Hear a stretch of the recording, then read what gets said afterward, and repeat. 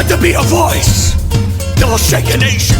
Oh God, give us the evangelistic music that will reap the harvest and fill stadiums. God, we're daring to believe for a revolution of sound that will rip open the heavens and shape history.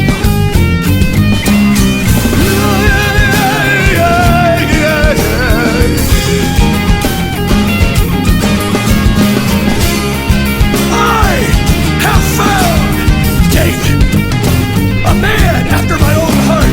Let it be said in the nations that God said, I have found David, a man searching, seeking, fasting for the music of heaven. And when they get that sound, the whole earth will resonate and move to the rhythm of the man of God, the singer of song, Christ himself.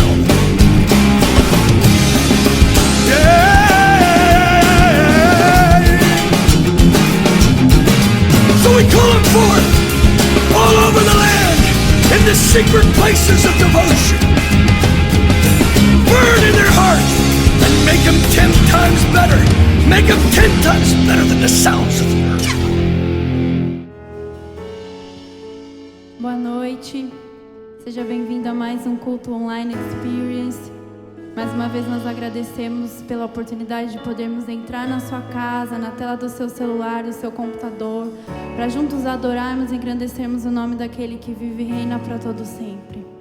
Que a presença de Deus seja real na sua casa neste momento. Que a presença de Deus seja, que ela flua de uma maneira tão especial nessa noite. Que você se sinta diferente, que você se sinta abraçado pela presença do Senhor. Permita, se junte com a sua família e permita que o Senhor faça grandes coisas no seu lar agora. Abra o seu coração, se entrega para Ele de todo o seu coração e deixa Ele fluir na sua casa, na sua vida, na sua mente, no seu coração. Nós somos Teus, Senhor Jesus. Nós entregamos a nossa vida a Ti. Nós somos Teu, Tu és nosso. Nós adoramos o Teu nome, Jesus. Obrigada pelo relacionamento que o Senhor tem conosco, Pai. Obrigada pelo relacionamento que o Senhor permite que nós tenhamos contigo, Senhor. Obrigada pela Tua presença, Jesus. Flua em nosso lar, flua em nossas vidas, flua em nossas casas nesse momento, Senhor Jesus.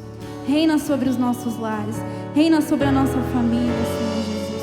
Nós entregamos tudo em Tuas mãos, Senhor, agora. Em nome de Jesus. Aleluia.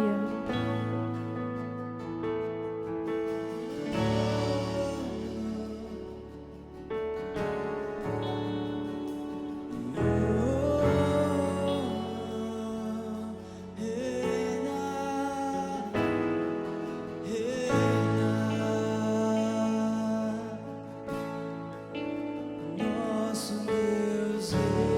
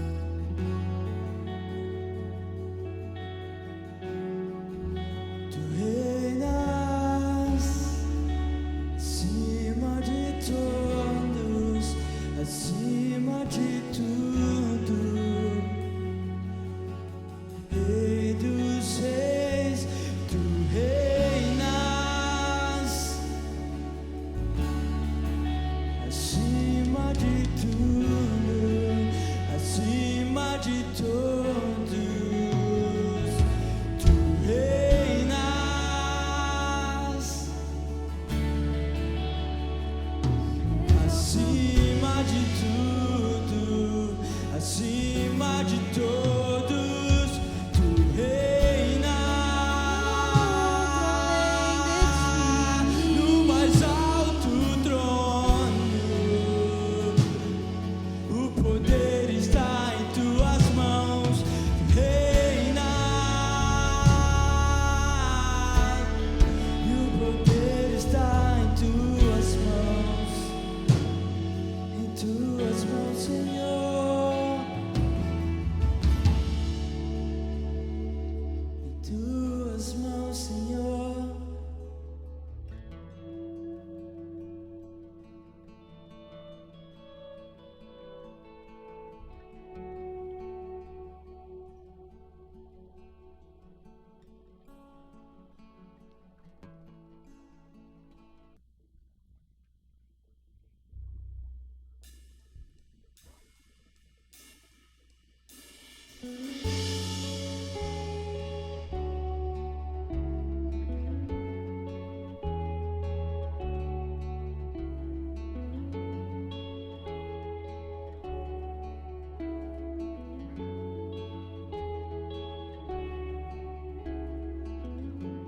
Nós temos tanta fome, nós temos tanta sede de ti, não conseguimos conter. Lançamos nossas coroas diante do teu trono, ó Rei. Não conseguimos reter, e junto com os anjos cantamos em uma só voz: Rei da glória, Rei da glória, nós te amamos, nós te amamos.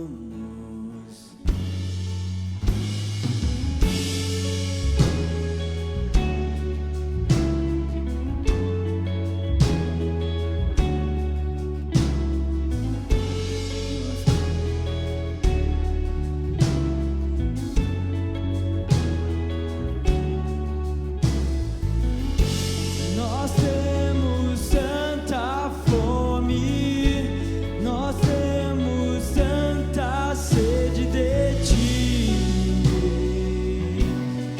não conseguimos conter. Lançamos nossas coroas diante do teu trono, ó Rei. Não conseguimos reter, e junto com os anjos cantamos em uma só voz: Rei da glória, Rei da glória, nós te amamos, nós te amamos,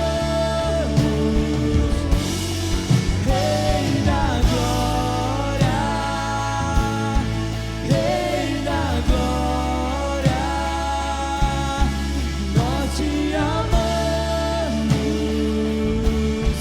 nós te amamos.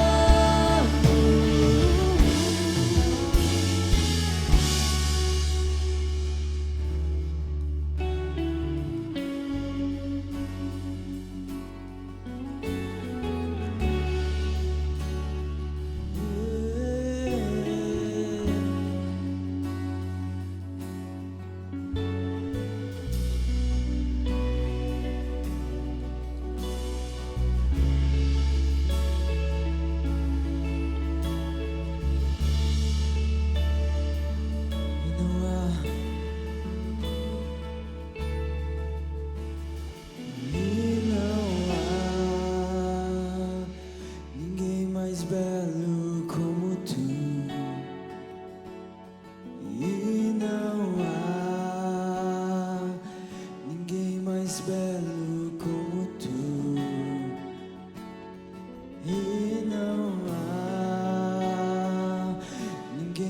mais belo como tu, Jesus.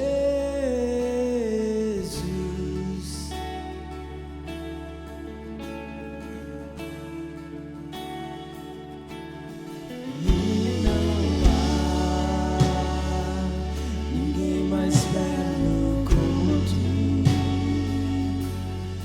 E não há ninguém mais belo como tu. E não há ninguém mais belo como tu, Jesus.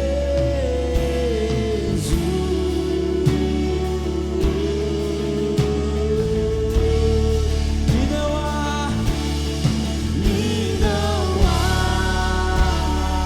ninguém mais belo como tu. E não há ninguém mais belo como tu. E não há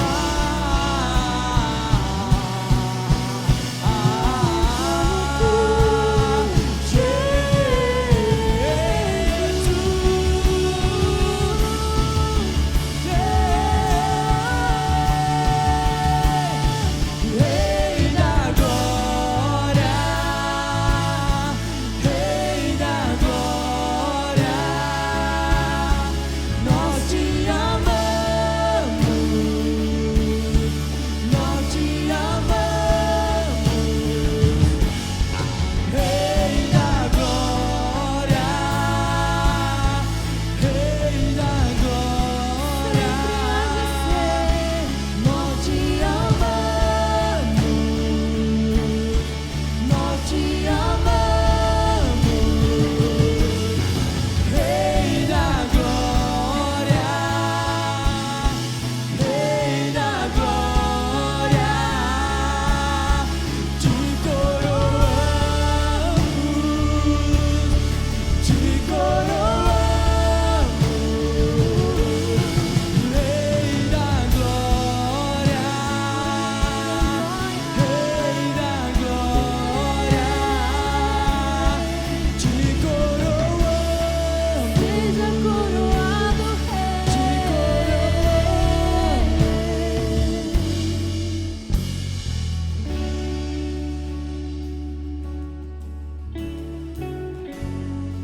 Não há mais belo que tu, Senhor. Não há outro. Não há outro. Glorioso, glorioso. E não há ninguém mais belo como tu. E não há ninguém mais belo. E não há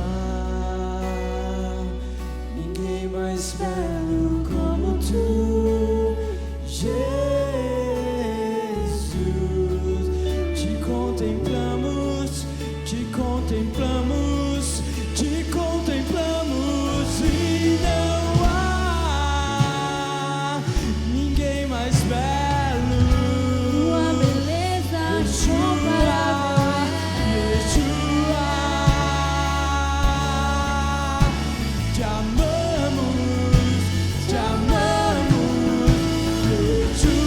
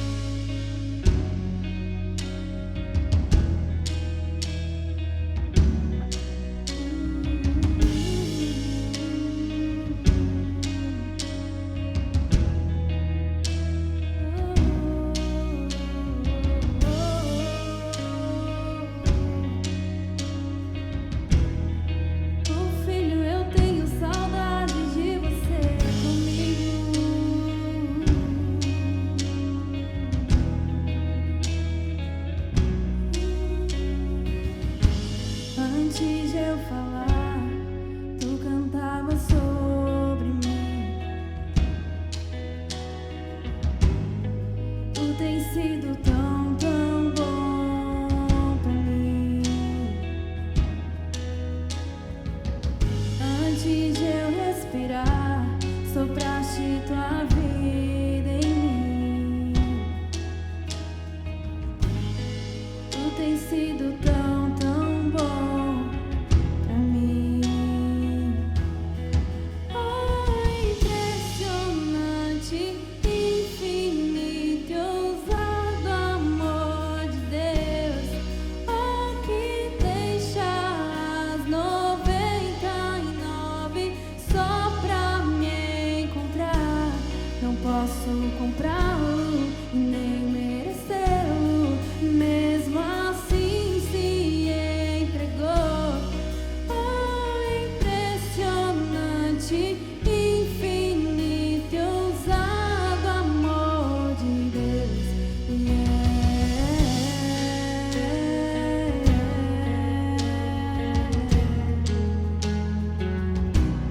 Ousado amor de Deus que me tirou da escuridão.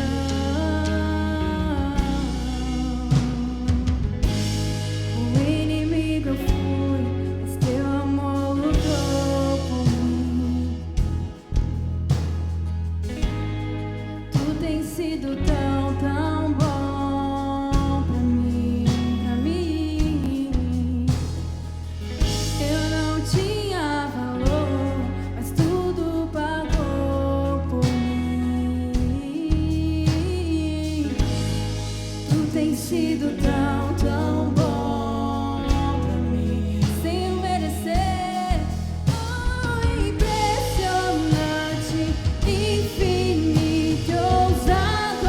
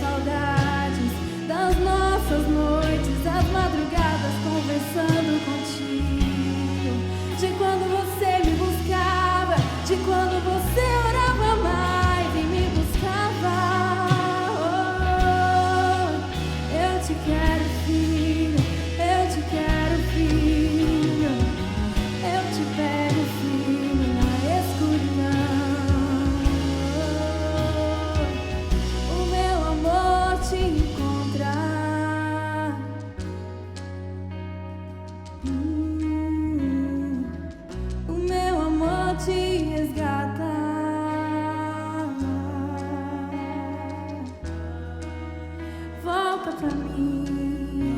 Eu tenho vida pra ti. Eu tenho vida pra ti.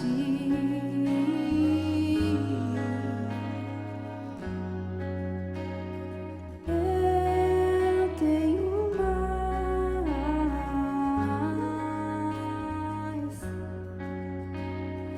Filho, eu tenho mais. Filho, eu tenho mais. O mundo não é o teu lugar. O mundo não é o teu lugar.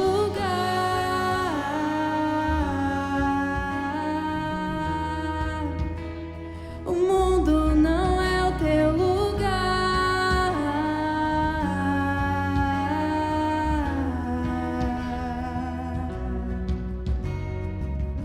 Sim, volta pra mim. Obrigado, Pai, por não desistir de nós. Oh, Papai.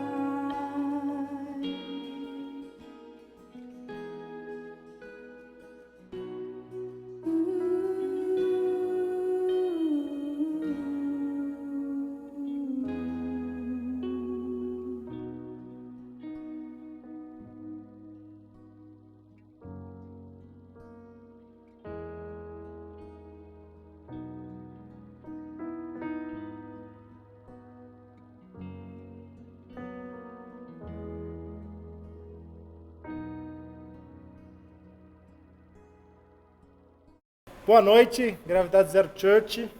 Queria compartilhar com vocês um princípio bíblico. E eu queria ler um texto lá em Atos, capítulo 5. Texto muito conhecido. E eu queria falar um pouco sobre finanças com vocês. Atos, capítulo 5, versículo 1 diz assim: Havia, porém, um homem chamado Ananias, que com sua esposa Safira vendeu uma propriedade. Levou apenas parte do dinheiro aos apóstolos. Preste bem atenção. Levou apenas parte do dinheiro aos apóstolos. Mas, com a aprovação da esposa, afirmou que aquele era o valor total. E ficou com o resto. Agora a gente vai lá para o versículo 4. Não, vamos ler o 3. Então Pedro disse: Ananias, por que você deixou Satanás encher seu coração? Você mentiu para o Espírito Santo quando guardou parte do dinheiro para si. Versículo 4. A propriedade era sua, para vender ou não. Como quisesse. E depois de vendê-la, o dinheiro também era seu, para entregar ou não. Como pôde fazer uma coisa dessas? Você não mentiu para nós, mas para Deus. Eu estava meditando nesse texto e pensando um pouco sobre a atitude de Ananias e Safira. E a gente sabe que no desenrolar dessa história, essa situação acaba culminando com a morte dos dois, de Ananias e Safira. E eu fiquei pensando, o que levou à morte desses dois? Mentiu o Espírito Santo, correto? Sim. Mas teve uma situação que ela foi crucial para que isso acontecesse. A gente vai entender isso quando a gente lê no capítulo anterior, capítulo 4, o último versículo, os dois penúltimos, o penúltimo e o último, versículo 36, diz assim: José, a quem os apóstolos deram o nome de Barnabé, que significa filho do encorajamento, era da tribo de Levi e tinha nascido na ilha de Chipre. Ele vendeu um campo que possuía e o entregou o dinheiro aos apóstolos. Olha só, esse camarada, Barnabé, que se chamava José, depois os apóstolos mudaram o nome dele, e a gente vê na história, seguindo Atos, você vai ouvir muito falar desse cara no futuro. Mas aqui ele ainda era um cara desconhecido, que tem uma atitude inusitada. Ele pega o campo que ele tinha, a propriedade que ele tinha, ele vende ela, e ele simplesmente entrega o dinheiro aos pés dos apóstolos. Ele entrega todo o dinheiro aos pés dos apóstolos. Olha só a atitude desse cara, uma entrega total, olha o poder de uma entrega total. Depois, no capítulo 5, a gente leu a história de Ananias e Safira, quando eles, motivados, enganados por Satanás, eles tentam reter parte do dinheiro. Aí Pedro diz: a propriedade não era de vocês? Se vocês vendessem ou não, não era de vocês? Depois de vendida, o dinheiro não era de vocês? Vocês não tinham problema em entregar parte ou entregar tudo. Mas sabe qual que é a grande questão? A questão é que veio um camarada antes que entregou tudo. E eles quiseram, motivados por um engano de Satanás, quiseram enganar os apóstolos e enganaram o Espírito Santo. Tentou enganar, dizendo que aquele era todo o valor. Sabe o que acontece? Nesse exato momento, Ananias levantou um outro altar, um outro Deus em seu coração. Qual foi o nome desse Deus? Dinheiro. É um Deus com D minúsculo. E exatamente esse Deus que Jesus nos afirma lá no Evangelho de Mateus, capítulo 6, versículo 24, olha o que Jesus afirma: um escravo não pode servir a 2 donos ao mesmo tempo, pois vai rejeitar um e preferir o outro, ou será fiel a um e desprezará o outro. Vocês não podem servir a Deus e também ao dinheiro. Muitas vezes nós temos levantado um altar em nosso coração, e esse altar a gente tem colocado o dinheiro nele. Então, esse Deus com D minúsculo, chamado dinheiro,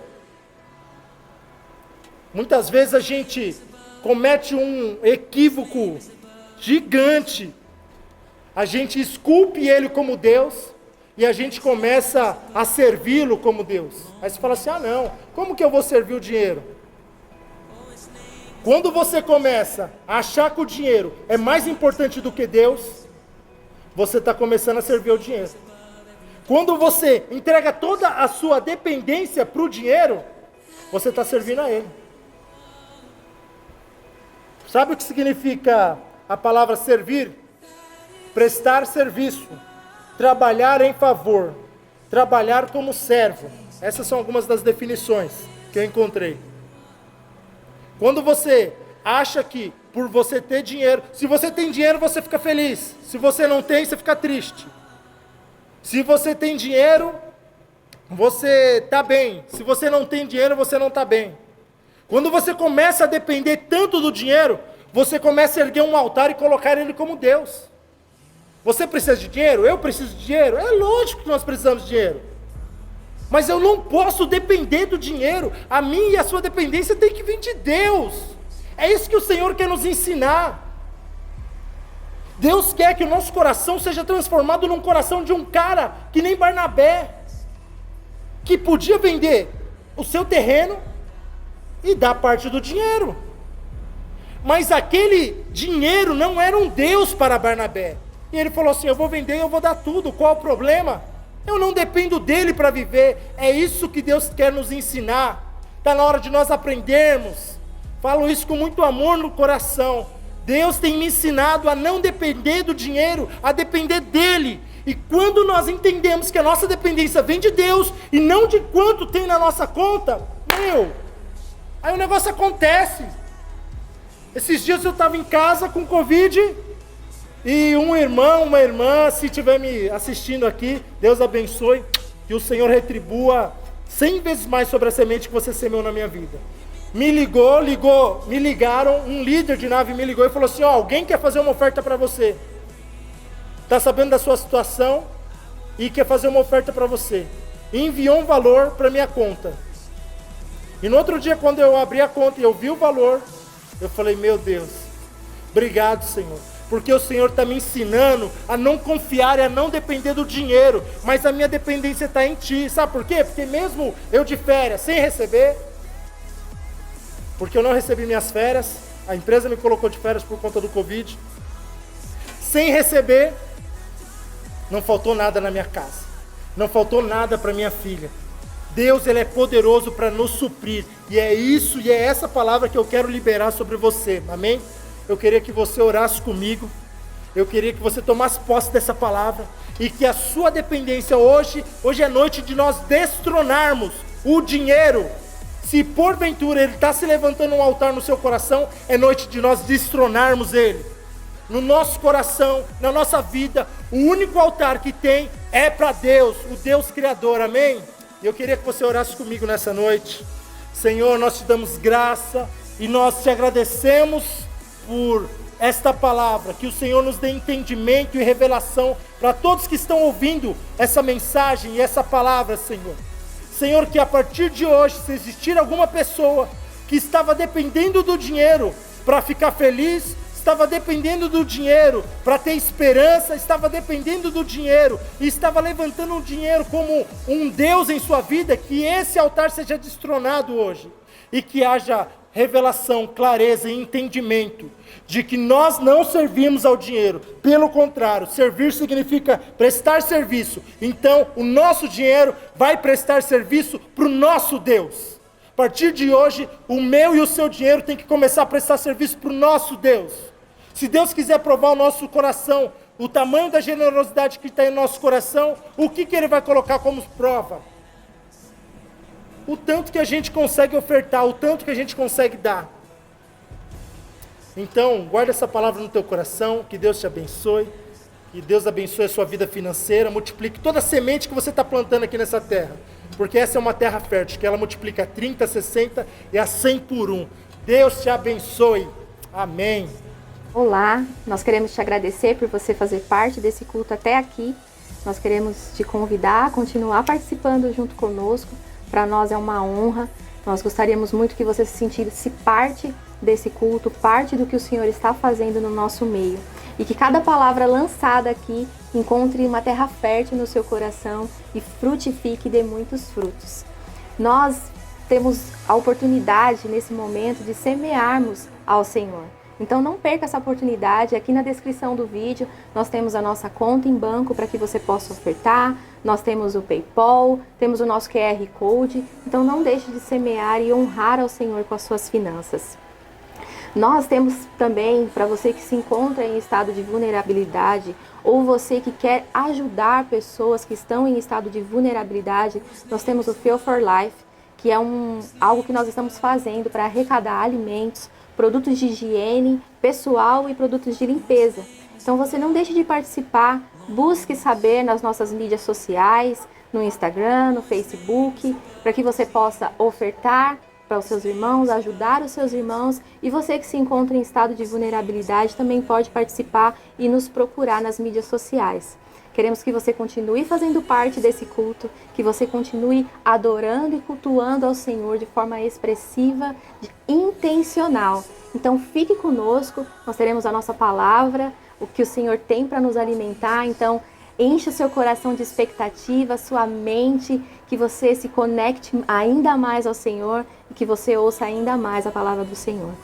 Queremos também pedir para que você não deixe de participar no YouTube, nos chats, nos fazer perguntas. Participe conosco do culto, seja efetivo, seja ativo, participe de forma intencional. Faça o seu culto racional ao Senhor.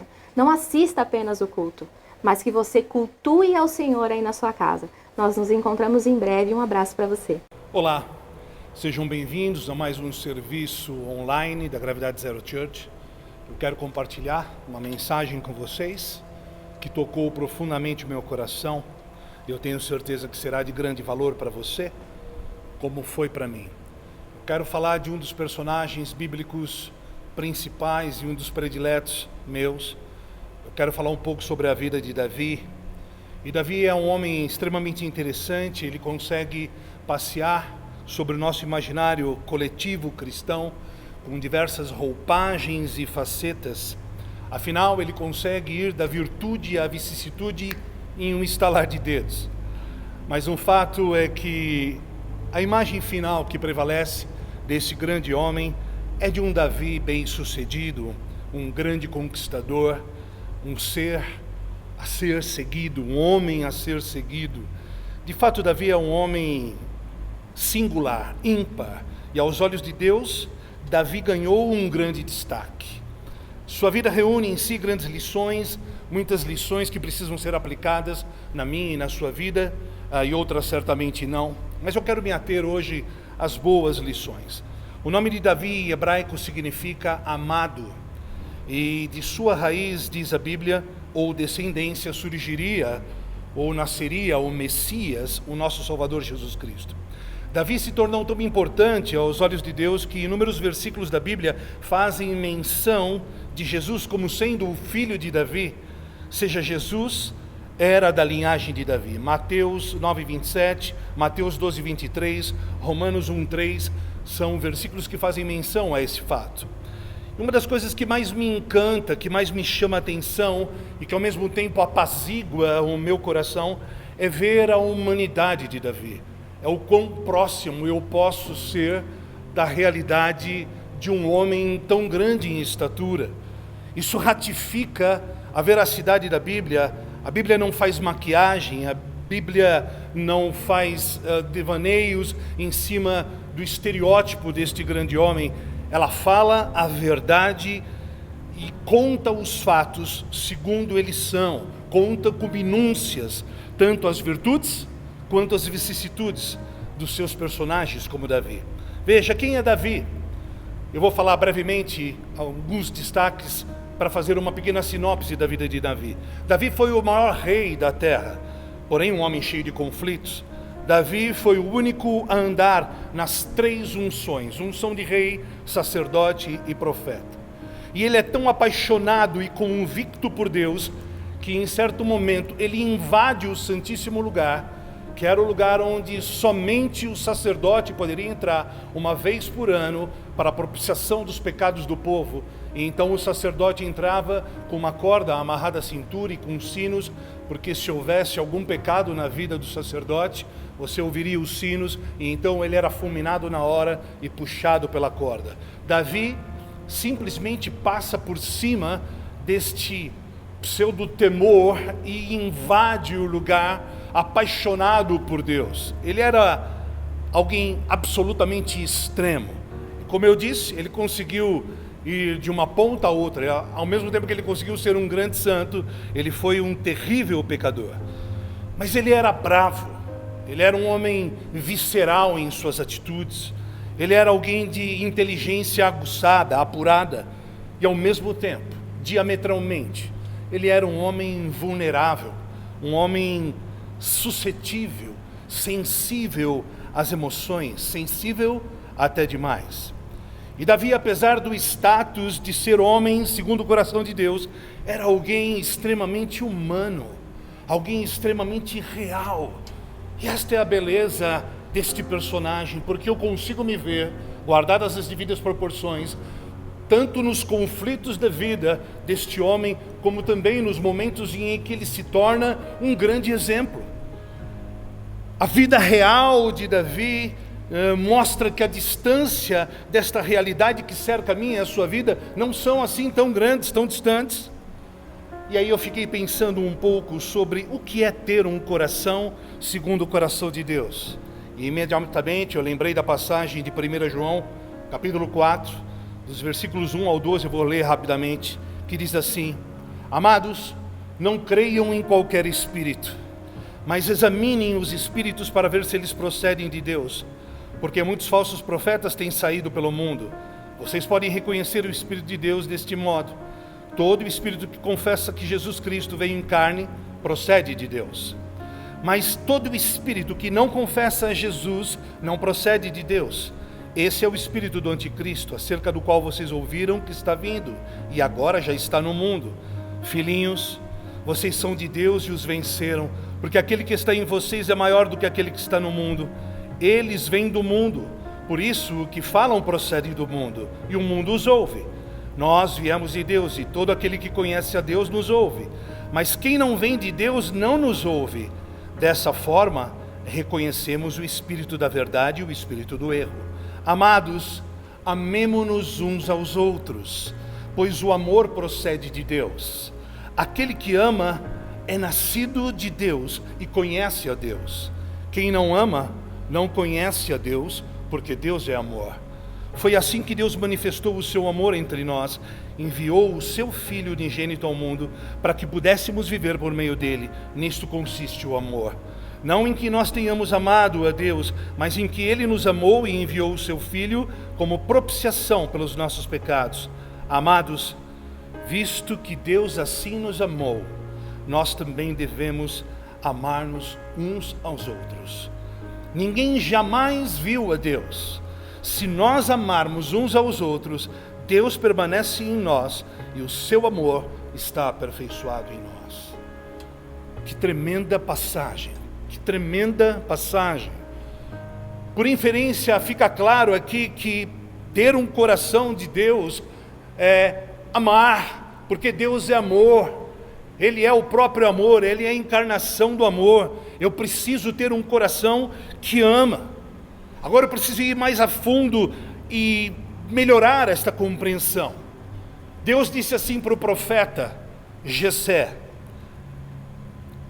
para o profeta Samuel: achei Davi, filho de Jessé. Eu achei um homem segundo o meu coração, que fará toda a minha vontade. Não parte, mas alguém que fará toda a minha vontade. Nesta mesma afirmação fica claro que Deus, Ele tem objetivos, Ele tem vontades, Ele tem propósitos na terra. E a afirmação de Deus corrobora que Davi tinha um coração como o seu. Era a certeza de Deus que Davi, este homem, faria não parte, mas toda a sua vontade na terra. Isso nos difere certamente deste grande homem. Espero que não. Isso para mim remete não apenas à bravura de um homem singular, não apenas à coragem de um homem que encontrou virtudes e foi aprovado diante dos reveses da vida, diante das intempéries da vida. Não era apenas um homem de fé, mas ele era sobretudo alguém em quem Deus podia olhar e ter a total convicção de que ele obedeceria até o fim.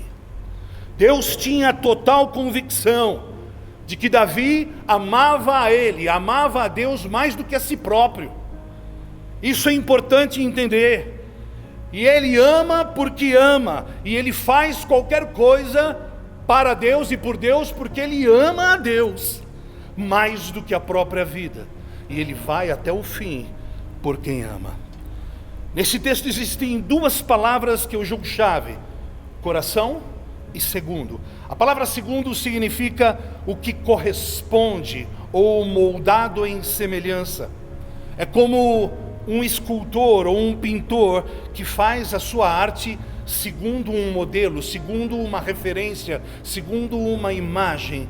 Então Davi tinha um coração segundo esta imagem, segundo esta referência, um coração segundo o coração de Deus. Este é o sonho de Deus, reproduzir o seu coração em nós. E ele tinha este coração, segundo o coração de Deus, que remetia àquilo que ele é. Era um coração que intelectualmente, emocionalmente, volitivamente representava e expressava a vontade de Deus na terra. Davi ansiava pelo coração de Deus, amava o coração de Deus. E é importante nós lembrarmos, onde estava Davi? Davi não estava em evidência, Davi não estava nos primeiros lugares. Davi estava no campo, atrás das malhadas, esquecido até pela própria família. Ele estava ali sendo preparado, talhado, formatado e forjado para um propósito. Ele estava ali por detrás das malhadas, adorando e ansiando pelo coração de Deus, sendo provado e declarando através da sua vida real, vivida, ali naquele lugar sem ninguém ver, que Deus era a essência do seu ser. Atrás das malhadas onde ninguém via, Deus era a essência de todos os seus mais sublimes desejos. Onde ninguém poderia vê-lo, ele estava ali, atraindo o coração do Deus que fez todo o universo. Quem era Davi? Ninguém. Era um jovem, um pequeno ruivo, mas que amava a Deus mais do que a si próprio. Ele dava a vida pelas suas ovelhas.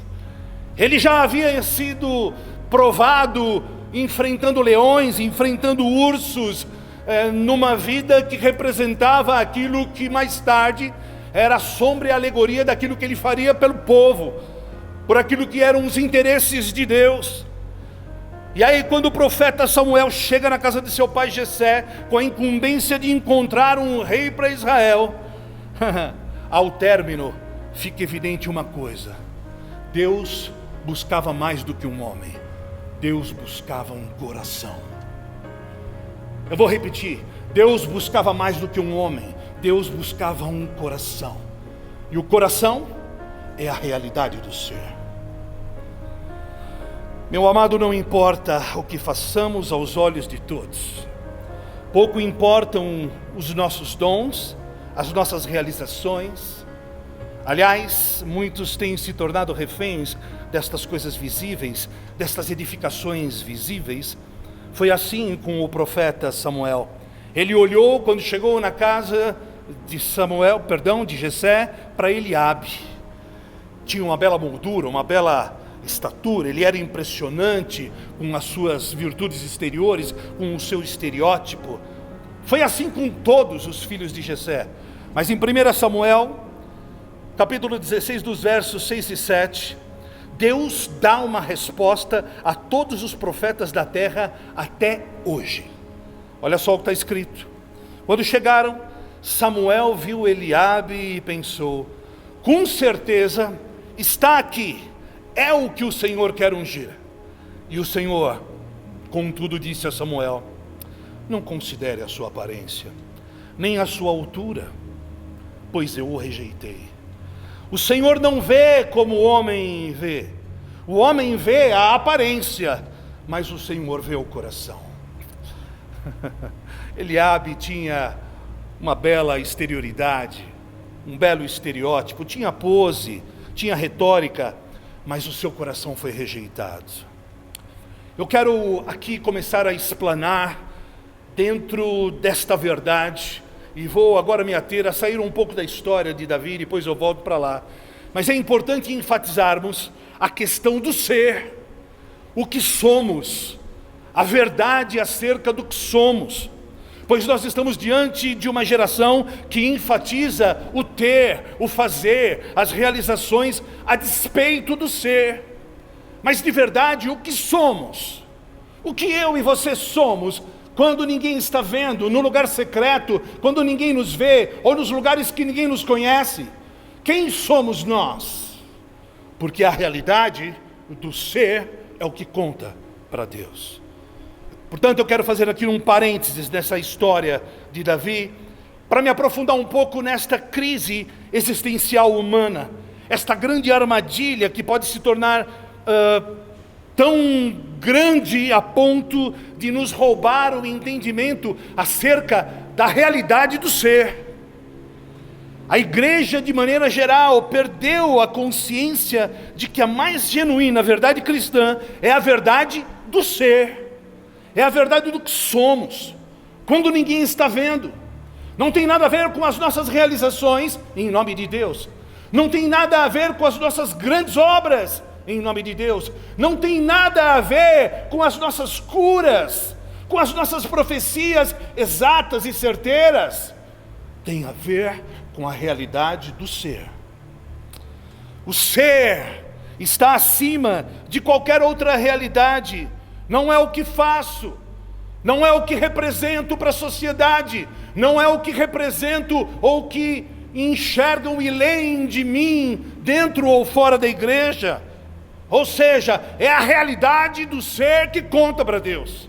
É o meu testemunho, é a vida real, diária, vivida, é aquilo que é expresso através do ser, é o meu lifestyle, é aquilo que para o mundo pode parecer loucura, mas para Deus se revelará como a única coisa real e verdadeira.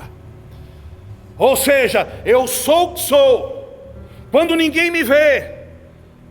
O que me avaliza, ou não diante de Deus e diante do mundo espiritual, independente da aprovação dos homens, é o que sou, ou aquilo que estou me tornando nele. E nós vamos chegar lá. Mas eu quero me ater aqui a isto, ao engano desta geração, porque a realidade do ser vem do coração. É o meu testemunho, é a minha vida real sendo aprovada ou não dia a dia. É a verdade do que sou, está acima da minha prosperidade, está acima das minhas realizações, do que tenho. É a verdade do que eu sou, que está acima do crescimento numérico, denominacional, que está acima das realizações profissionais, que está muito acima destas questões periféricas que o mundo diz que avaliza o homem. Está acima dos nossos diplomas catedráticos, está acima de tudo aquilo que o homem tem como selo de aprovação. Porque para os homens, os fins justificam os meios. É o dogma de Maquiavel. Para os homens vale tudo, vale todos os artifícios disponíveis para propagar o evangelho. Mas para Deus não é assim. Em regras gerais, o que somos por dentro não interessa para o homem. Desde que você tenha resultados, desde que você tenha um pouco de conhecimento, uma boa retórica e vários seguidores, ok, você está autenticado. Mas para Deus não é assim. Graças a Deus. Para Deus é o contrário. Ele não vê como nós vemos, Ele não enxerga como enxergamos, Ele enxerga o coração. Para Deus a verdade do ser está muito acima dessas expressões humanas de sucesso e acima das verdades doutrinárias, ainda que virtuosas. Por quê? Porque o grande dogma do Evangelho, o ponto fundamental, a máxima do Evangelho é: guardem o ser, o que sou, quando ninguém me vê. Uau! Por isso Jesus se preocupa com aquilo que estamos nos tornando dia a dia.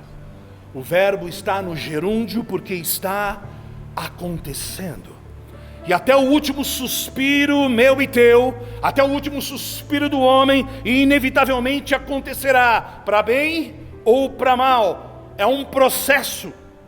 Aos olhos de Paulo, veja o que ele considerava a máxima do Evangelho. Estamos num processo. E agora Paulo vai nos mostrar o que para ele era o dogma da verdade do Evangelho do cristianismo. 1 Coríntios capítulo 13, nós vamos ler do 1 ao 7. Ainda que eu fale a língua dos homens e dos anjos, se não tiver amor, serei como o sino que ressoa, ou como o prato que retine. Ainda que eu tenha o dom de profecia e saiba todos os mistérios e todo o conhecimento, e tenha uma fé capaz de mover montanhas, se não tiver amor, nada serei. Ainda que eu dê aos pobres tudo o que possuo, e entregue o meu corpo para ser queimado, se não tiver amor, nada disso me valerá. O amor é paciente, o amor é bondoso, não inveja, não se vangloria, não se orgulha, não maltrata, não procura seus interesses, não se ira facilmente, não guarda rancor. O amor não se alegra com a injustiça, mas se alegra com a verdade. Tudo sofre, tudo crê, tudo espera, tudo suporta. Paulo está aqui de maneira categórica, clara, dizendo no primeiro e no segundo versículo que os dons extraordinários dos homens não autenticam o ser. Ainda que eu fale a língua dos anjos e dos homens, se eu não tiver amor, é o amor que faz o ser. Serei como o sino que ressoa, ou como o prato que retine. Paulo está dizendo claramente que dons teológicos, profecias, conhecimento, o muito saber, não autenticam o ser, não legitimam o ser.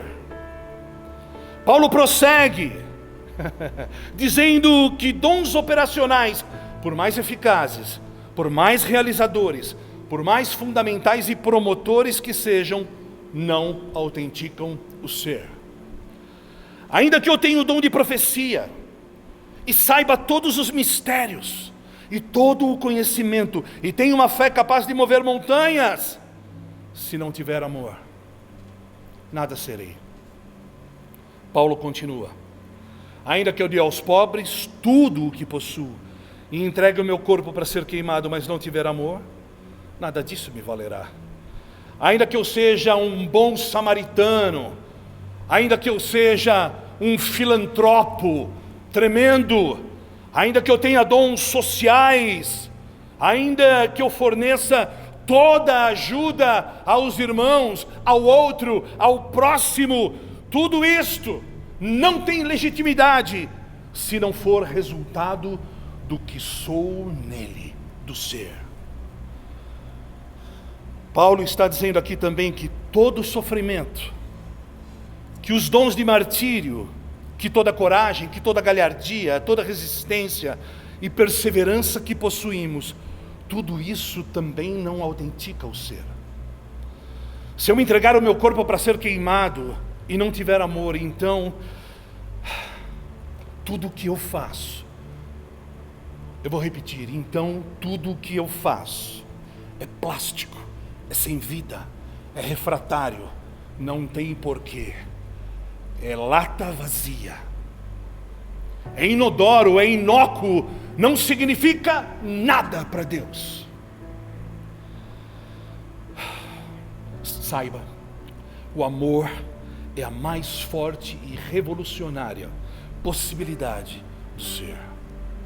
O amor é a mais forte e revolucionária possibilidade do ser. Guarde isso. Infelizmente estamos diante desta geração refém, presa a realidades visíveis, porque precisam atender uma demanda igualmente visível. Se não tiverem visibilidade, se a vitrine não estiver bonita, se não comprarem o meu conteúdo gospel, então eu não serei reconhecido, eu não serei autenticado. Esqueceram-se que o Deus invisível só pode se manifestar através do Cristo em nós, pois Cristo é a imagem invisível do Deus invisível. Colossenses 1,15. Portanto, Paulo ratifica: não é o que fazemos que nos autentica, é o que somos em Cristo que nos autentica. Se manifestamos Cristo, estamos legitimados e autenticados. Do contrário, tudo o que fazemos é obra humana. Tudo. Do que adianta ganhar o mundo inteiro e perder a nossa alma? Existe uma história de Tomás de Aquino que ilustra bem nossas façanhas e as nossas proezas diante de Deus. O nosso ter e o nosso fazer muitas vezes vazios e tão distantes de Deus. Certa feita, Tomás de Aquino conversava com o Papa da época, e o Papa disse a ele: Tomás, veja como eu hoje, na condição de sucessor de Pedro, não posso mais dizer o que Pedro disse. Não tenho ouro nem prata. Veja a suntuosidade deste monumento, deste lugar. Olha a riqueza. Veja quanto ouro, quanto prata, quanta riqueza, quanta abundância. E Tomás Aquino disse: Vossa Eminência, mas o Senhor também não pode dizer mais para o coxo: em nome de Jesus, levanta e anda. Uau! Isso é muito sério. O coração é a realidade do ser.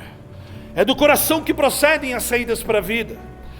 O coração é um invólucro do Cristo encapsulado em nós. É o coração que você entrega para receber a vida de Cristo. É o coração que se leva para a cruz, lugar onde reis e bandidos morrem lado a lado. Não há como ser diferente. A base da fé cristã é baseada no ser. E Jesus nos pergunta hoje: quem somos quando ninguém nos vê? Quem somos no escuro do nosso lugar secreto?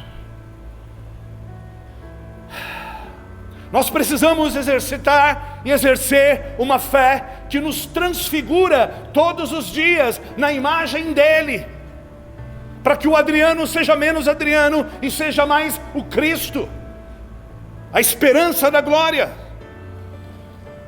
E quando Jesus inaugura o novo pacto, ele deixa de ser um Deus exterior, agora para se tornar um Deus que habita em mim, que tabernaculou em mim e você. É a própria vida de Deus em nós. Portanto, nós não podemos mais viver debaixo dos velhos rudimentos, vivendo da velha maneira, debaixo do tacão e da égide do velho pacto. Um escritor famoso chamado Karl Barth diz: a religião é uma tentativa desafiante, arrogante, mas sem a esperança de criar algo que o homem possa fazer. Nunca será a verdade, mas uma completa ficção, a qual tem pouca ou nenhuma relação com Deus. Jesus. Esta mensagem que Deus nos traz hoje é um alerta para mim, para você, para todos nós, para esta geração que se apoia, que consome e que edifica, esse é o que é o pior, sobre coisas visíveis, coisas que são feitas em nome de Deus, para Deus, mas muitas se tornaram antagonistas de Deus. Nós precisamos parar de buscar aprovação exterior e fazer as coisas para Deus por meritocracia. Porque no momento em que nós experimentamos uma nova vida de Cristo em nós, não a nossa vida, nós nos apropriamos da ressurreição de Cristo. Nós somos libertos do eu, somos libertos do ego, somos libertos das obras visíveis, somos libertos do mecanismo, somos libertos da necessidade de aprovação de outros. Nós precisamos entender isso. No momento em que entendemos que o ser é o que conta para Deus, que o ser é o ponto central, que o ser é o âmago, que o ser é a centralidade da vontade de Deus, que o ser é o dogma, é a máxima do cristianismo, então ele agora poderá se manifestar. Para ele o ter e o fazer não interessam.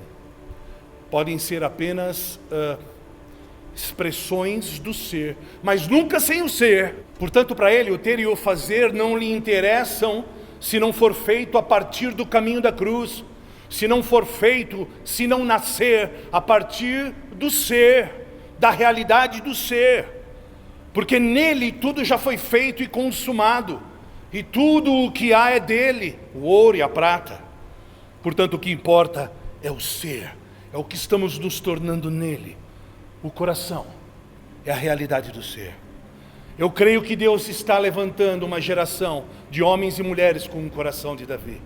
Por isso, o diabo sempre levanta um plano antagônico. E levanta neste mesmo tempo uma maquete, um projeto antagônico para suprimir ou para cegar e tirar esta realidade e a leveza do ser nele. A gente precisa considerar o que tem acontecido nessa geração até hoje. Até hoje o que se viu, e é claro que as coisas irão mudar, mas até hoje o que se viu foram templos cheios e uma sociedade vazia de Deus, uma sociedade moribunda, um país que tem milhões e milhões de evangélicos, mas cuja sociedade continua moribunda. Tudo que se viu até hoje é uma igreja que ensina a partir da Bíblia, mas que não tem sopro de vida, mas que está presa às realidades visíveis, porque sequer entendeu as verdades do novo pacto, porque sequer entendeu o equilíbrio entre o ter, o fazer e o ser. Pastor, então é errado ter, é errado fazer? Não, desde que nasça a partir do ser, sem a simplicidade e a leveza do ser. A partir do Cristo em nós seremos apenas mais uma igreja imatura, sem temor, sem ética, sem protocolos, que desconsidera os desenhos de Deus, que desconsidera seu plano diretor, sem a manifestação do Cristo em nós, a manifestação do ser, a partir do Cristo em mim, nós podemos ensinar a partir da Bíblia, sem nenhuma implicação com a conversão moral do homem, sem a observância do que realmente importa para Deus, do dogma, da centralidade de Cristo, da manifestação do ser através de uma vida Zoe, de uma vida de testemunho, de uma vida real, manifestando Cristo. Tudo o que nós manifestaremos será carne. Nós corremos o risco de nos tornarmos mais um grupo, quase uma seita, uma igreja sincrética, cheia de mescla, cheia de mistura. Aliás, este sempre foi um dos grandes problemas da igreja. Uma igreja sincretizada, uma igreja mesclada, misturada, uma igreja judaizada e judaizante, uma igreja com observâncias das coisas que Deus já disse que é obsoleto, que já passou. Filipenses 3, versos 2 e 3 está escrito assim: acautelai-vos dos cães, acautelai-vos dos maus obreiros, acautelai-vos da falsa circuncisão, porque nós é que somos a circuncisão, nós que adoramos a Deus no Espírito e nos gloriamos em Cristo Jesus e não confiamos na carne. O que é que Paulo está dizendo aqui com esta passagem? Paulo está se referindo à insistência dos judeus em mesclarem a graça com práticas da religião judaica. Então ele menciona aqui os cães. Por que isto? Porque o cachorro é o único animal que a fêmea pode ter filhotes com machos diferentes. Ou seja, na mesma barriga pode ter um filhote de Rottweiler e um filhote de vira-lata. Paulo está dizendo: guardai-vos daqueles que não sabem administrar a graça. Guardai-vos dos que produzem mesclas, misturas, sincretismo. Guardai-vos daqueles que não fazem com coração, com pureza, com inteireza de coração. Guardai-vos dos que apresentam Cristo somado, mesclado aos seus interesses pessoais. Guardai-vos, acautelai-vos. Evangelho não é autopromoção, é esvaziamento, é kenosis. Evangelho não é o lugar de projetos pessoais, igrejas paralelas, igrejas genéricas. Não, o cristianismo é um caminho da morte do eu. O cristianismo não é um caminho para covardes, nem para espertalhões. No cristianismo se pensa imperativamente, corporativamente. É corpo, não é para si, é para o outro. Então Paulo diz: guardai-vos dos cães, acautelai-vos, guardai-vos da mistura e da mescla. Ou somos o que somos nele, porque Cristo vive em nós, ou é Adão imperando ainda em nossas vidas. Hoje há uma invasão brutal de filosofias gregas, de humanismo, de sincretismo, de teologia sem vida. Foi assim desde sempre. Compramos produtos bem embalados na gôndola gospel. Ouço o que me agrada, ouço o que move o meu coração, faço excelentes coisas para o Senhor e em nome do Senhor. Muitos continuam se servindo da árvore do conhecimento do bem e do mal. É um empoderamento do eu. E isso acontece de maneira extremamente sutil, mas diametralmente nociva. Nós vemos muito disso por aí também, por perto, não tão perto. A imagem do homem sendo elevada à enésima potência. Agora, os cristãos, os ministros, têm personal stylist, personal trainer, que mais que tem? Assessores de imagem digital. É sutil. É uma mescla de Cristo com Adão. Não é fácil. Isso está tão perto de nós. Mas Deus nos diz que o coração é a realidade do ser. É sutil. É uma mescla de Cristo com Adão, como se fosse possível gerar os dois do mesmo útero. Muitas vezes, sem perceber, nós estamos protegendo, promovendo e empoderando o que Deus deseja matar. Presta atenção nisso. Adão não precisa de disciplina. Adão não precisa de 7 passos para o sucesso ministerial. Adão não precisa de apostilas para se tornar o melhor marido. Adão não precisa de gerenciador de carreira. Adão precisa morrer. Pare de alimentar Adão. O primeiro Adão foi soberbo e morreu. O último se humilhou, obedeceu e morreu. A primeira morte produziu separação, mas a última morte produziu reconciliação e vida eterna. Pare de alimentar Adão. Quando estamos em Cristo, é o coração dele que autentica o nosso ser. É a vida real, é o nosso testemunho vivo que expressa Cristo, que autentica o nosso ser. Assim como Paulo disse, já não vivo mais eu, mas o Cristo que vive em mim. Eu morri, já não vivo mais eu. É a realidade visível, através da manifestação de Cristo, a imagem visível do Deus invisível. Entenda uma coisa, isso é importante. O novo pacto não é uma renovação, não é um upgrade do pacto anterior que os israelitas haviam violado. Paulo escreveu aos cristãos em Roma, Romanos 6,14, diz assim: porque o pecado não terá domínio sobre vós, pois não estáis debaixo da lei, sim da graça. Por que o novo pacto é melhor que a lei? Quem é o mediador deste melhor pacto? Vamos lá rapidamente em Hebreus capítulo 8. Eu vou ler do 6 ao 13. Mas agora alcançou ele ministério tanto mais excelente, quanto é mediador de uma melhor aliança, que está confirmada em melhores promessas. Porque se aquela primeira fora irrepreensível, nunca se teria buscado lugar para a segunda. Porque repreendendo-os, lhes diz: eis que virão dias, diz o Senhor, em que com a casa de Israel e com a casa de Judá estabelecerei uma nova aliança, não segundo a aliança que fiz com os seus pais no dia em que os tomei pela mão para os tirar da terra do Egito. Como não permaneceram naquela minha aliança, eu para eles não atentei, diz o Senhor, porque esta é a aliança que depois daqueles dias farei com a casa de Israel, diz o Senhor. Porei as minhas leis no seu entendimento, e em seu coração as escreverei. Eu lhes serei por Deus, e eles me serão por povo.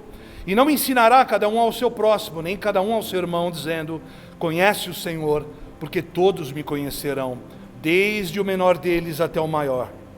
Porque serei misericordioso para com suas iniquidades, e de seus pecados e de suas prevaricações não me lembrarei mais, dizendo: nova aliança envelheceu a primeira. Ora, o que foi tornado velho e se envelhece, perto está de acabar. Veja a superioridade do mediador e o efeito num pacto anterior. O novo pacto torna o antigo obsoleto, ou seja, o antiquado, o velho, cessou após a ressurreição do mediador do novo pacto, Cristo. Isso se dá lá em Pentecostes, quando o Espírito Santo invade a parte mais alta da sala lá em Jerusalém, em cumprimento à profecia de Joel 2. Esse é o início do novo pacto, e esse é o ponto. Se o velho se tornou obsoleto, significa que existem movimentações, práticas, mentalidades e procedimentos que também se tornaram obsoletos. Por que é que nós insistimos em viver debaixo da égide do velho pacto, realidades distantes? Nós precisamos viver a realidade desta nova jurisdição, usando os parâmetros desta nova jurisdição.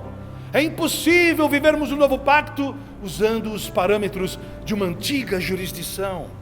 É uma nova realidade que autentica o nosso ser. É o Cristo em nós, é um coração em sujeição a Cristo que autentica o ser. Veja o que está escrito em 2 Coríntios capítulo 3, dos versos 6 ao 8.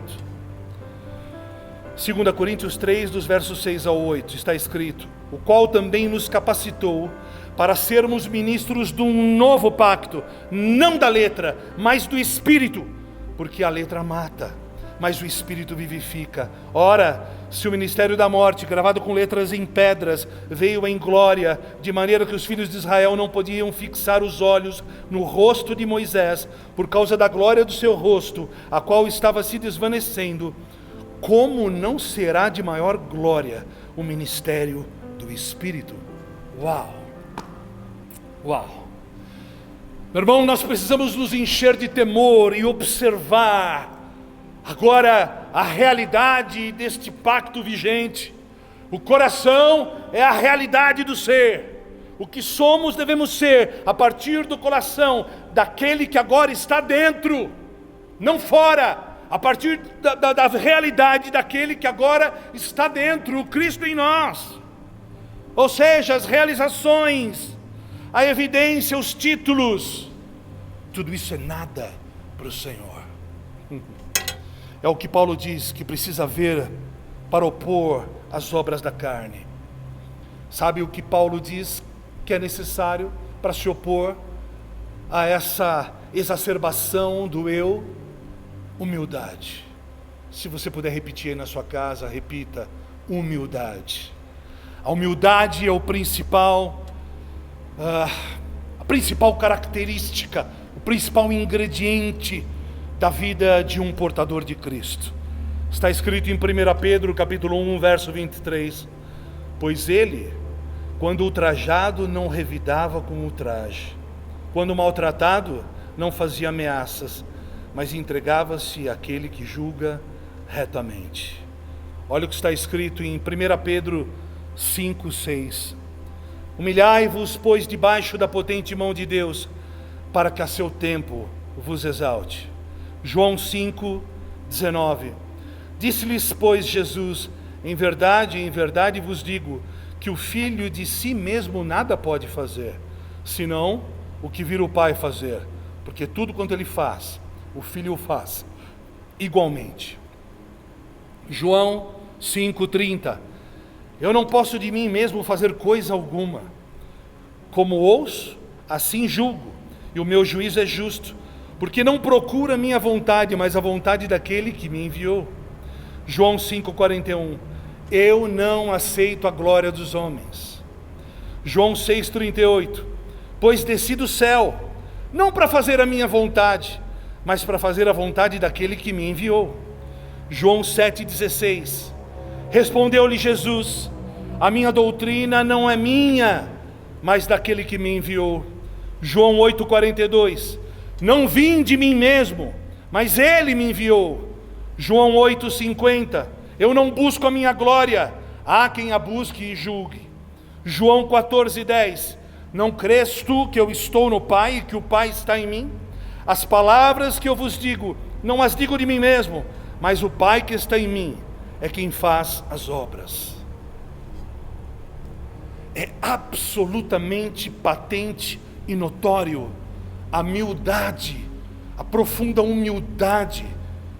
Em todo o tempo, ele que é Deus e é homem, ele passa o protagonismo a Deus, a honra ele devolve a Deus. Em todo o tempo há uma humildade patente, há uma sujeição ao Pai que é Deus, e em toda a sua vida houve uma sujeição ao seu pai natural José. Sabe o que significa humildade? Humildade significa o sepultamento da nossa imagem, é o sepultamento da nossa reputação. Somente quem tem humildade vai experimentar a geografia da identidade em Cristo, experimentar a restauração desta identidade real, e fora dele não há nada que possamos chamar de vida, pelo menos não a vida Zoe.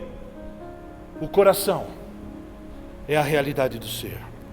Eu já estou encaminhando para o final. Eu creio que Deus está separando homens improváveis nesta geração, homens com um coração diferente, puro, incorruptível, um remanescente fiel. Eu imagino, assim como foi ontem, os intelectuais, os catedráticos, os profetas detentores da última revelação, todos coçando a cabeça. A casa de Jessé É uma casa representativa e representa um ventre gerador de profetas. A casa de Jessé representa a igreja geradora de reis e sacerdotes. A casa de Jessé representa a igreja na mesma proporção que se esquece, que se esquiva, que não quer e não reconhece os pastores legítimos por detrás das malhadas. Eu imagino Jessé e todos aqueles maravilhosos guerreiros, todos aptos aos olhos de todos, fortes, belos, um belo estereótipo, altos, e até o profeta, o grande Samuel, estava perdido, coçando a cabeça. Por quê? Porque eles olhavam o exterior, mas Deus olhava o coração. E Davi, ei Davi, nem apareça, porque amanhã é um dia especial, nós receberemos um profeta. E detalhe, Samuel era um profeta como muitos que vemos por aí, que ele era um homem sério. Ele não era como alguns que a gente vê por aí que cobram por serviços prestados. Samuel era um profeta de Deus, sério, que não usurpava o exercício do dom. Porque muitos acham que o dom conferido lhe dão o direito de falar o que vem na telha e fazer uma série de loucuras. Todos responderemos. E enquanto os irmãos de Davi desfilavam diante do profeta, Davi estava lá, por detrás das malhadas, dançando na presença de Deus, movendo o coração de Deus, atraindo a atenção do Deus do universo. Enquanto todos estavam ali num desfile humano, Davi estava lá, no lugar mais improvável, movendo o coração do Deus do universo. Ele só cuidava do rebanho, ele só se preocupava com as ovelhas. Ele amava, tosqueava e dava vida por eles. E aí Deus vem e acaba com aquele blá blá blá. Depois do profeta ter coçado muito a cabeça, Deus diz: ei Jessé, acabaram-se os seus filhos, tem alguma coisa errada aqui. E Samuel observa, Deus não escolheu nenhum desses. Mas olha, existe sim um rapazinho que está ali no campo, manda chamar o moço. Quero dizer para você, meu irmão, minha irmã, que está aí em casa, que tem sido esquecido, que tem sido muitas vezes perseguido, você que muitas vezes tem sido colocado de lado, você que muitas vezes tem sido preterido em lugar de outros, você que tem sido muitas vezes caluniado, rejeitado, roubado, eu quero dizer para você, Deus te viu. Deus te viu.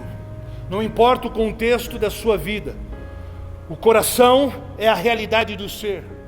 Ainda que você não tenha um belo estereótipo, ainda que você não tenha a visibilidade, o carimbo ou o aval daqueles que os homens dizem que é aval, Deus te viu. Porque a realidade do ser é aquilo que nós somos no coração, a partir do Cristo em nós. Se você tem sido rejeitado pela sua própria família, porque você escolheu ser íntegro, porque você escolheu ser santo, porque você não está preocupado em ficar bem na foto, calma, Deus te viu. Se você tem sido caluniado e zombado no seu trabalho, porque você escolheu andar em santidade, não sair com aquela mulher, não sair com aquele rapaz, calma, Deus te viu, Deus está te vendo. Se você tem sido violentado por falsos profetas, por pastores amantes do dinheiro, sido enganados e abusados, se você tem sido usado como trampolim por pessoas que querem visibilidade, calma, Deus te viu.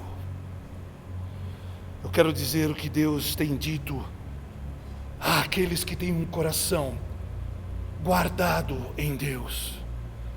Eu não escolhi nenhum desses que o mundo aprova. Deus te viu. Deus está dizendo: eu não escolhi nenhum desses que o mundo tem avalizado. Eu te vi. Manda chamar o mais moço, manda chamar o que tem o meu coração. E Deus está dizendo para você aí na sua casa: filho, filha, Deus te viu e Deus te escolheu. Fique calmo.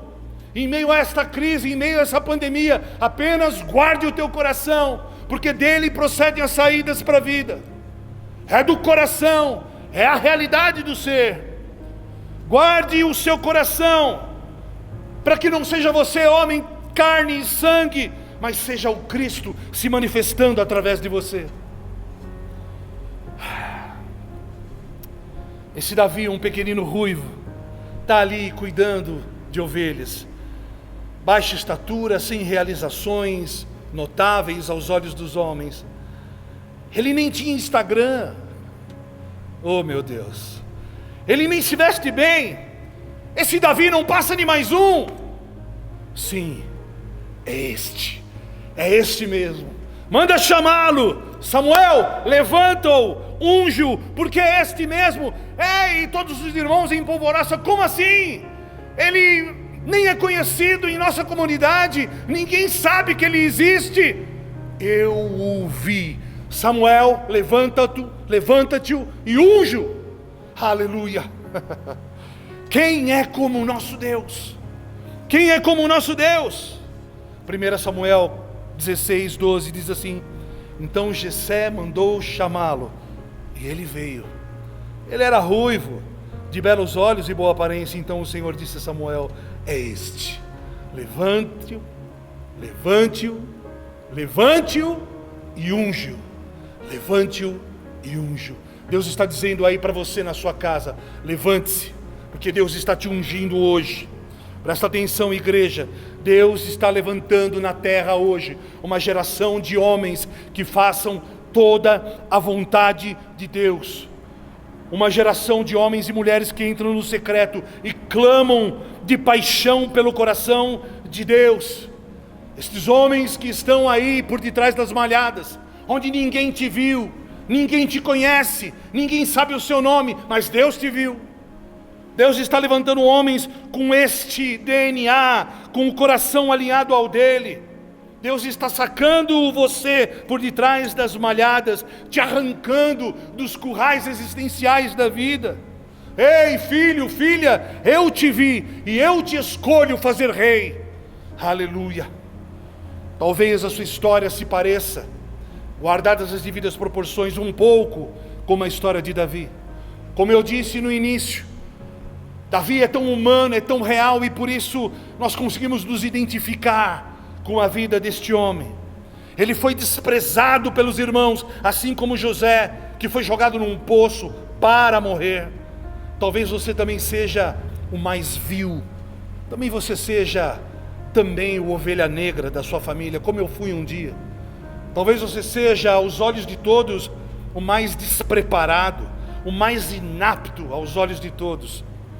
Talvez você também seja tratado pelos seus amigos como os amigos trataram Jó. E os seus amigos dizem: talvez você tenha pecado. Você não tem pecado? Ah, certamente você tem pecado. Ah, certamente existe alguma coisa, porque ele está perdendo visibilidade, ele está perdendo expressão. Quem é o homem para enxergar o coração do homem?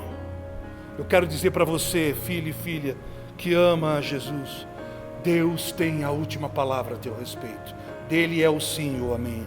Eu te escolhi por causa do teu coração. Eu te escolhi para te fazer rei. Presta atenção, filho e filha. Aquele que te chama pelo teu nome, sabe o nome de cada estrela do universo. Ele te viu, te enxergou por detrás das malhadas. E se você quiser, você mesmo fará uma infusão, que significa colocar no interior, influir, inserir o coração de Deus no seu coração, porque Cristo já está em você.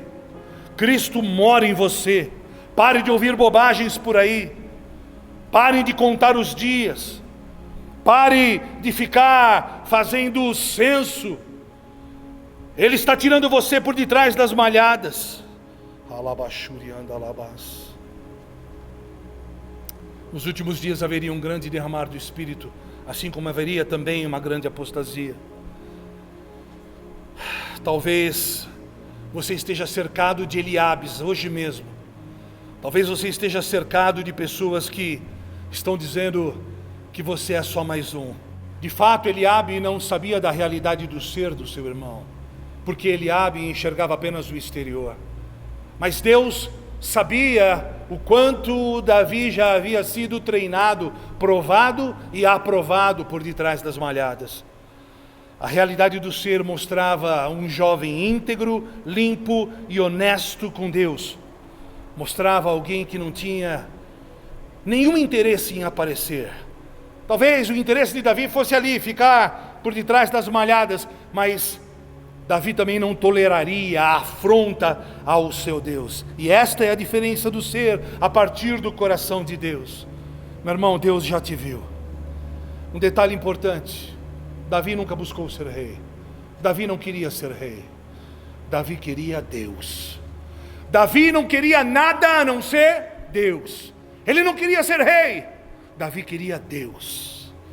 E esse é um dos maiores problemas dentro da igreja. Os homens querem Deus, mas antes de desejarem a Deus, eles desejam também outras coisas que dizem respeito a si próprio.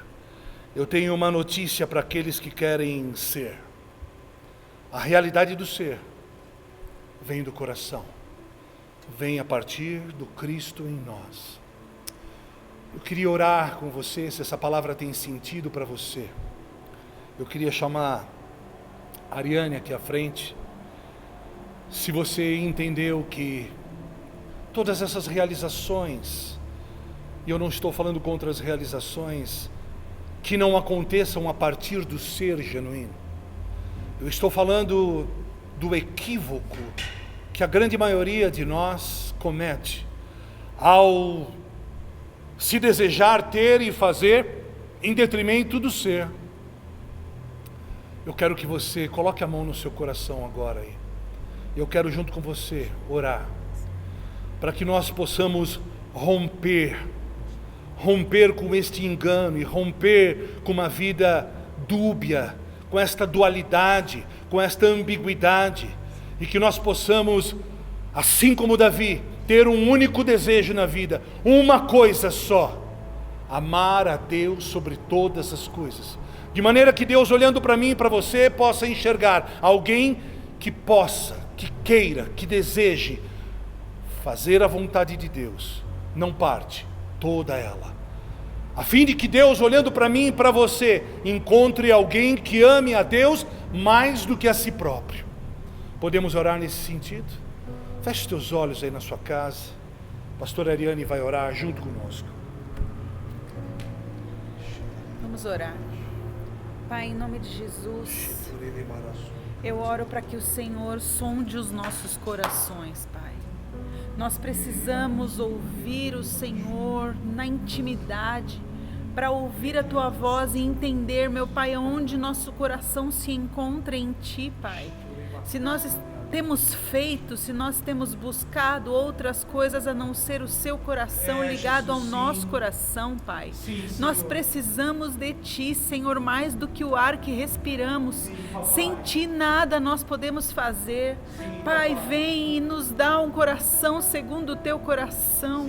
Dá-nos, meu Pai, um coração que não se engana, como foi falado outro dia, Senhor, que se engana com as coisas dessa vida, com as coisas de tudo que tem acontecido no nosso redor, mas não, meu Pai, um coração voltado ao Teu, um coração que Te ama, um coração que deseja, um coração que tem intimidade contigo. Guarda-nos em Ti, Senhor. Guarda-nos escondidos em Ti, Senhor. Guarda o nosso coração de nós mesmos, meu Pai. Guarda o nosso coração da nossa mente, meu Pai, que a nossa mente se torne cativa à obediência da Sua palavra, à obediência de Cristo, Senhor. O Senhor é aquele que nos sonda, o Senhor é aquele que nos observa, o Senhor é aquele que está perto de nós, meu Pai. Mesmo quando nós não estamos vendo nem ouvindo, o Senhor está lá conosco. Por isso, Pai, em nome de Jesus, nos ajuda a estar mais perto do Senhor. Nos ajuda a ter o coração que agrada ao Senhor, conforme o Seu coração, Pai. É o que pedimos a Ti, em nome de Jesus, Senhor. Transforma-nos à Tua imagem. Nos ajuda a parecer mais contigo. Nos ajuda a parecer mais contigo. Sim, Em sim. nome de Jesus. Sim, Pai, ajuda-nos a sermos homens íntegros que se desviam do mal. Em todo o tempo que o nosso coração seja um coração segundo o Teu coração.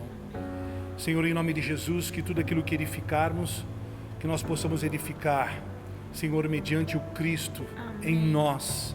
Senhor, em nome de Jesus, que as obras visíveis, que as coisas que seduzem os homens, meu Pai, de fato passem longe do nosso coração, porque tudo o que desejamos, tudo o que queremos é o Senhor.